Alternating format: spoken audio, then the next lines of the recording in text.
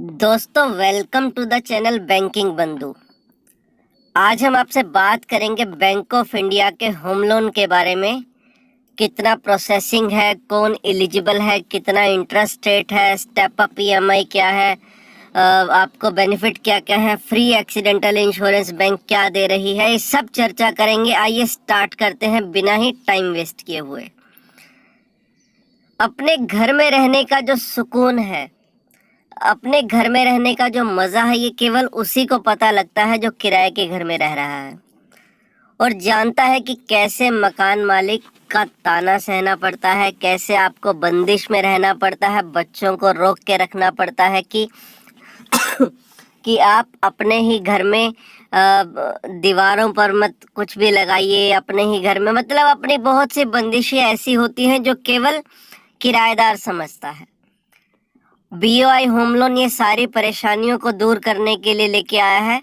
बहुत ही अच्छे home loan schemes, बहुत ही अच्छे बेनिफिट्स के साथ।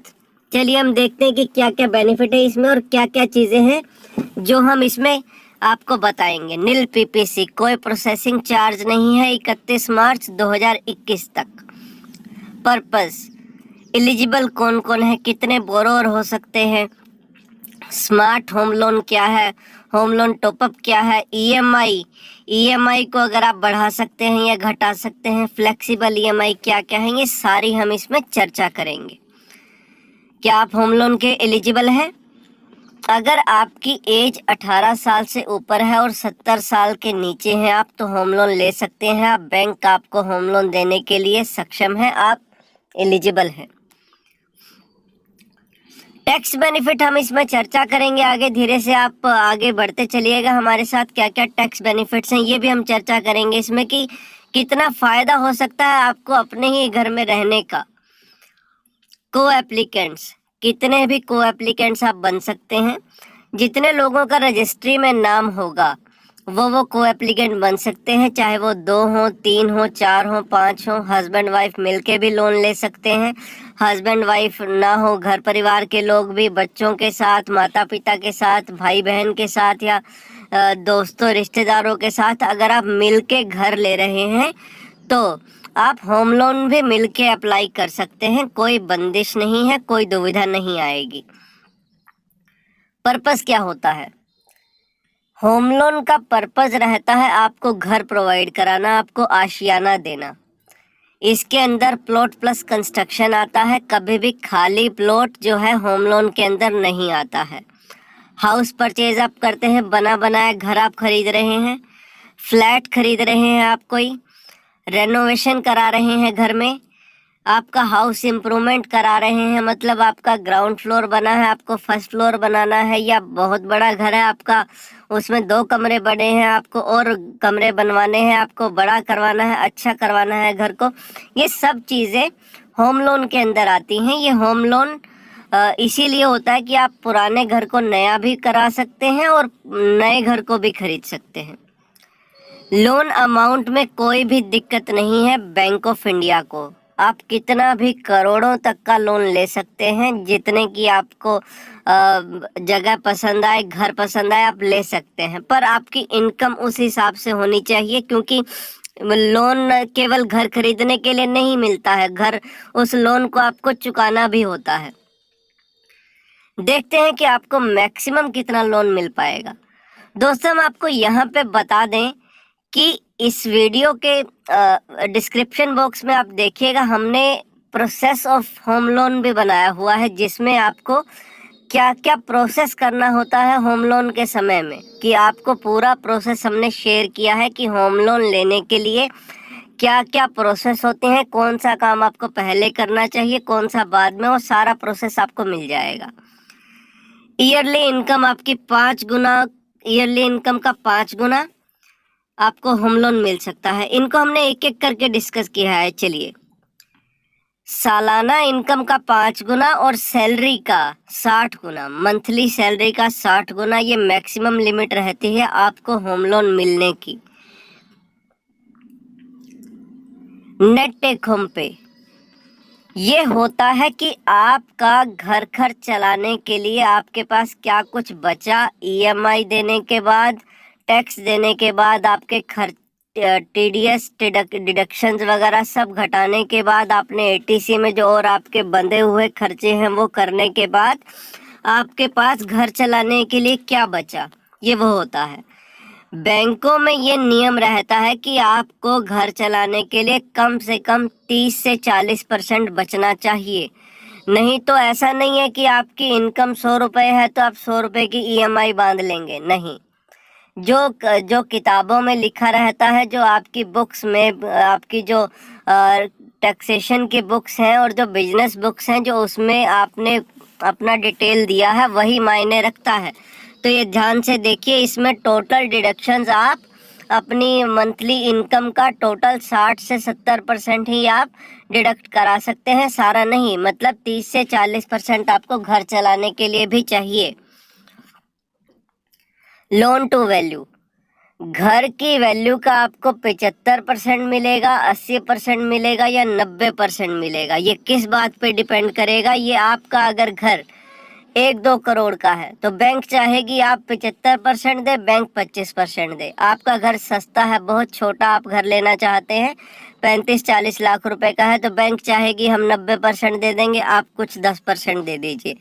अगर आपका घर 1 करोड़ तक का है तो बैंक आपसे उम्मीद रखेगी कि 20% आप दीजिए, 80% का बैंक लोन दे देगी।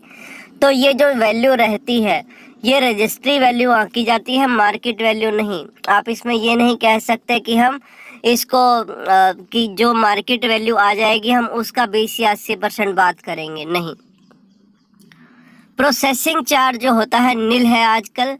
प्रोसेसिंग चार्ज देखिए वो रहता है कि आपको प्रोसेस करने में बैंक को समय लगता है, अपनी मैन पावर लगानी होती है, बैंक को अपना ऑफिसर लगाना होता है, वो प्रोसेसिंग होता है।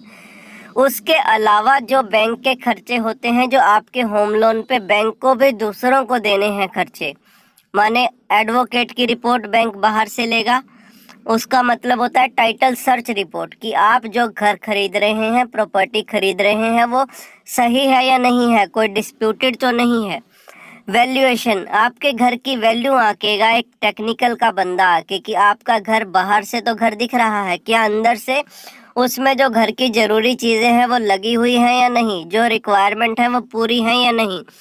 मॉर्गेज फीस स्टेट वाइज रहती है, ये मॉर्गेज फीस हर एक स्टेट में अलग अलग होती है, स्टैम्प पेपर भी हर एक स्टेट में अलग अलग होते हैं। ये सब आपको खर्चे रहेंगे, आप बैंक में इनसे ज़्यादा डिटेल में बात कर सकते हैं। होम लोन टॉपअप, आपका होम लोन अगर पुराना चल रहा है तो आप होम लोन टॉपअप के लिए बैंक में बात कर सकते हैं। बैंक ऑफ इंडिया में बहुत ही बढ़िया स्कीम है बैंक ऑफ इंडिया की, आप इसके बारे में भी बैंक में जाके चर्चा कर सकते हैं। क्या क्या पेपर आपको चाहिए होंगे? देखिए, होम लोन एप्लीकेशन फॉर्म भरा होना चाहिए, एग्रीमेंट टू परचेज और एस्टीमेट, अगर आप घर खरीद रहे हैं तो एग्रीमेंट आपका रहेगा सेलर के साथ। अगर आप कंस्ट्रक्शन करा रहे हैं अपने ही घर में तो एस्टीमेट आपका बनेगा, जो वैल्यूअर जो रहेगा, वैल्यूअर एस्टीमेट देगा कि आपको इतनी जगह में घर बनवाने के लिए क्या कुछ खर्चा आएगा और इसमें क्या कुछ लागत आएगी। प्रूफ ऑफ पेमेंट, अगर आपने पहले से घर के लिए पेमेंट कोई कर दिया है तो बैंक आपसे उम्मीद रखेगी कि आपके पास उसका रिकॉर्ड है। आप ये नहीं कह सकते हैं कि आपने पैसा दे दिया, दूसरे के खाते में भी वो एंट्री होनी चाहिए कि आपने पैसा दिया है, वो प्रूफ बैंक को चाहिए। पैन कार्ड, आधार कार्ड, नॉमिनल बात है ये। लेटेस्ट आपकी 3 साल की ITR, फॉर्म 16, 3 साल की बैलेंस शीट, अगर आप बिजनेसमैन हैं तो सैलरीड हैं तो सेविंग अकाउंट की 6 महीने की स्टेटमेंट, आपकी सैलरी स्लिप, और जो अगर आपका पुराना कोई लोन चल रहा है तो बैंक आपसे उसका प्रूफ मांग सकती है कि उसकी EMI वगैरह क्या जा रही है, ताकि आपकी EMI साफ सुथरी कैलकुलेट की जा सके, आपको बताया जा सके कि कितने आपके खर्चे कट रहे हैं। डिसबर्समेंट, मतलब बैंक आपको कैसे पैसा देगी, क्या आपके सेविंग अकाउंट में लोन का पैसा उठा के डाल दिया जाएगा? नहीं, ऐसा नहीं होता है। अगर आप फ्लैट खरीद रहे हैं बिल्डर से तो आपका पैसा, आपका लोन का पैसा बिल्डर को दे दिया जाएगा। अगर आप किसी से कंस्ट्रक्ट करा रहे हैं घर को, किसी बिल्डर से बनवा रहे हैं घर, तो उस कंस्ट्रक्शन कंपनी को वो पैसा दे दिया जाएगा। रीइंबर्समेंट, आपने अपने पैसों से, अपने परिवार से, अपने दोस्तों मित्रों से पैसा उधार लेके घर खरीदा, या आपने अपने तरीके से घर कहीं से भी बना के खरीदा, आपको अभी जरूरत महसूस हो रही है, भैया घर तो बना लिया, तंगी हो गई, होम लोन ले लेना चाहिए था, तो बैंक आपको वो पैसा लौटा देती है। उसको होम लोन रीइंबर्समेंट बोलते हैं कि आपने मित्रों प्यारों से घर खरीदने के लिए पैसा ले लिया, तो बैंक आपको पैसा लौटा देती है वो सब प्रोसेस करने के बाद, ताकि आप अपना लोन उनसे चुकता कर सके। रिपेमेंट ऑप्शन, आप पैसा बैंक को कैसे चुकाएंगे? 3 ऑप्शन है। आप लोन अकाउंट में कैश भी डालते रह सकते हैं, ईसीएस आपका लग जाएगा, आपका मान लीजिए बैंक ऑफ इंडिया में खाता नहीं है, सैलरी अकाउंट या सेविंग अकाउंट नहीं है, जिस भी बैंक में है वहां से सीधा आपके लोन अकाउंट में आ जाया करेगा पैसा, ईसीएस लग जाएगा। स्टैंडिंग इंस्ट्रक्शन, आपका बैंक ऑफ इंडिया में सेविंग भी है और बैंक ऑफ इंडिया में लोन भी चल रहा है, तो आपके खाते से सेविंग से पैसा हर महीने बैंक उठा लेगी, आपको चिंता करने की आवश्यकता नहीं है। बैंक ऑफ इंडिया में रिपेमेंट चार्ज निल है, कभी भी आप पार्ट पेमेंट कर सकते हैं, पार्शियल पेमेंट कर सकते हैं, फोरक्लोजर के लिए बोल सकते हैं, कोई भी पेनल्टी नहीं है, किसी भी तरीके का खर्चा नहीं है, पूरा का पूरा जितना पैसा डालेंगे सब जमा हो जाएगा, ये बेस्ट चीज़ है। अगर आप टाइम पे पैसा नहीं चुकाते हैं तो उसकी भी पेनल्टी सुन लीजिए, खाता 90 दिनों के बाद एनपीए हो जाएगा, ये मान लीजिए आप। अगर 90 दिनों तक आपने पेमेंट नहीं किया है कुछ भी, तो आपका खाता एनपीए, आपके घर की नीलामी तक की नौबत भी आ सकती है। लोन अकाउंट में ना पैसा जमा होने का तो चार्ज तो लगेगा ही लगेगा, आपके सेविंग से पैसा बाउंस होने का चार्ज भी लगेगा, ये पेनल्टी रहती है, आपका सिविल खराब और हो जाएगा। ऑप्शंस आप देख लीजिए, step up EMI, step down EMI, bullet payment. Bank of India में होम लोन में आप कोई भी ईएमआई ऑप्शन ले सकते हैं। ईएमआई के बारे में हम चर्चा यहाँ ज़्यादा नहीं करेंगे, आप ये देख लीजिए। पहले साल में ईएमआई 9,024 रुपये के आसपास आप देना चाहते हैं, दूसरे साल में बढ़ा के देना चाहते हैं, तीसरे साल में, क्योंकि आपकी इनकम बढ़ती जाएगी, फ्यूचर में आप चाहते हैं ईएमआई भी बढ़ जाए मेरी, कोई दिक्कत नहीं है। तो ईएमआई के ऊपर हमने एक अलग से वीडियो बनाया हुआ, आप उसको देख सकते हैं, इस पर हम ज़्यादा समय नहीं लगाएंगे, आपका लोन जल्दी से चुकता हो जाएगा। ईएमआई को आप अपने तरीके से फ्लेक्सिबल रखेंगे तो बढ़िया हो जाएगा।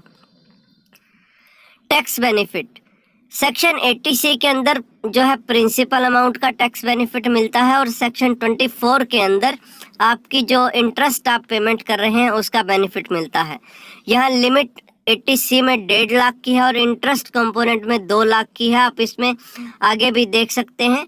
और देखिए यहाँ पे यह सही लिमिट लिखी गई है, इसके अंदर कितने भी फैमिली मेंबर आप जुड़ेंगे सभी टैक्स का बेनिफिट ले सकते हैं, 2 होंगे 3 होंगे तो टैक्स का बेनिफिट आपको ज़्यादा मिलेगा, आपको होम लोन चुकाने में भी आसानी रहेगी और आपको बचत भी ज़्यादा होगी, जितने की ईएमआई नहीं जाएगी आपका उतना ही फ़ायदा हो जाएगा। देखिए इसमें क्या रहता है, स्टैंप ड्यूटी जो होती है वो भी आपकी टैक्स में से निकल जाती है, आपकी इनकम में से निकल जाती है, आपको उसका भी बेनिफिट मिलता है। 24B में हमने बताया कि जिससे भी आप लोन ले रहे हैं, अगर परिवार वालों से लोन लिया है तो इंटरेस्ट आपकी इनकम में से तो घट जाएगा, उनकी इनकम में आ जाएगा, पर फिर भी परिवार का पैसा परिवार में रहेगा, आपको फ़ायदा मिलेगा। और दूसरा बेनिफिट है, आप अपने ही परिवार के घर में रह रहे हैं, मतलब माता पिता के घर में आप रह रहे हैं, पेरेंट्स के घर में, तो आप उनको रेंट दे सकते हैं, आपकी इनकम में से घट जाएगा, माता पिता की इनकम में ऐड हो जाएगा, तो परिवार का पैसा परिवार में, पर टैक्स आप बचा सकते हैं।